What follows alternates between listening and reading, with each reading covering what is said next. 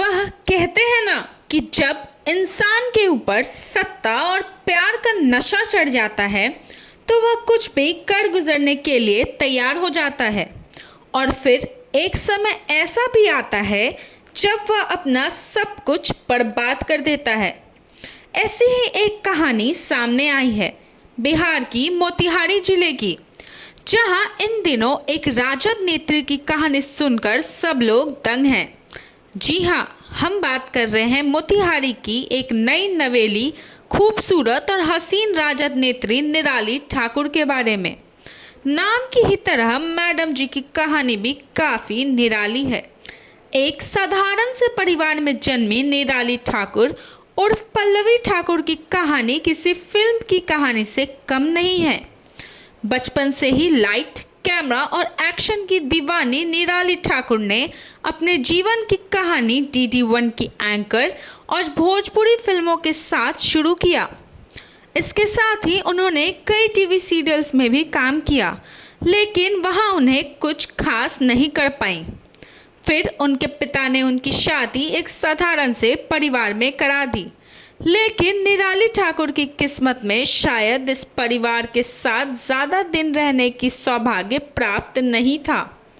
शादी के महज कुछ दिनों के अंदर ही पति की मौत हो गई और उसकी कुछ सालों बाद निराली की दूसरी शादी कर ली। लेकिन निराली के चाल चरित्र के कारण उसके दूसरे पति ने भी उसे त्याग दिया। अब शुरू हुई निराली की दूसरी कहानी। अभी से 3-4 साल पहले इस राजद नेत्री ने तीसरी शादी रचाई। कुछ दिनों तक अपने पति के साथ शादीशुदा जिंदगी में खुश थी, लेकिन इसी बीच 2 बच्चों की मां की जिंदगी में एक और प्रेमी की एंट्री हो जाती है। निराली के जीवन में उसके ही पति के एक दोस्त, जिसका नाम जयप्रकाश था, उसकी एंट्री हुई और फिर इन दोनों के बीच प्यार का परवान चढ़ता गया। और इन दोनों के बीच इतना ही नहीं बल्कि अवैध संबंध भी बनता रहा। दबंग ठेकेदार जयप्रकाश पहले कई कांड कर चुका है, जेल की हवा भी खा चुका था। उसने निराली को कई सपने दिखाए। निराली ठाकुर उसके प्यार में इस कदर पागल हो गई थी कि पति के सामने ही चौथे आशिक के साथ खुलेआम प्यार करने लगी।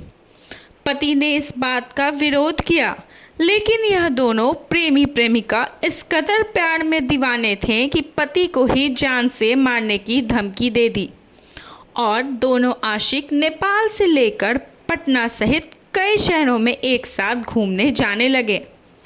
इसी बीच आशिक जयप्रकाश ने निराली को विधायक बनने का सपना दिखाया। उसने कहा कि वह लालू प्रसाद की पार्टी उसे ज्वाइन करा देगा। इसके साथ ही निराली के सर पर विधायक बनने का भूत चढ़ गया। दिन रात भ्रमण करने उसे राजद का प्रचार किया। राजद के सभी सभाओं में शिरकत करने लगी और बड़े बड़े नेताओं और बड़े लोगों से नज़दीकी रिश्ते बनाने लगी। इसी बीच कई कार्यक्रमों में तेजस्वी यादव के साथ भी उन्हें मंच को साझा करते हुए देखा गया। बहुत ही कम समय में जिले की एक महिला नेत्री के रूप में अपनी पहचान बना ली।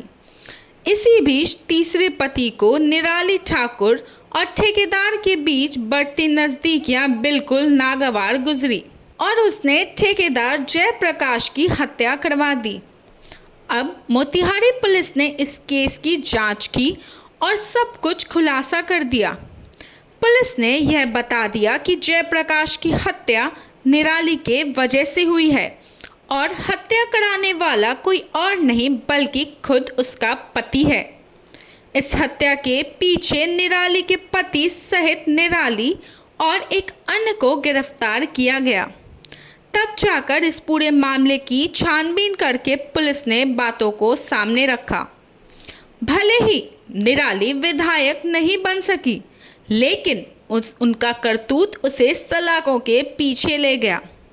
फिलहाल निराली ठाकुर अपने तीसरे पति और प्रेमी की हत्या कराने के आरोप में जेल में बंद है और सत्ता और पैसे का जो ललक और सपना निराली ने पाल रखा था, वह सब तो खत्म ही हो चुका है।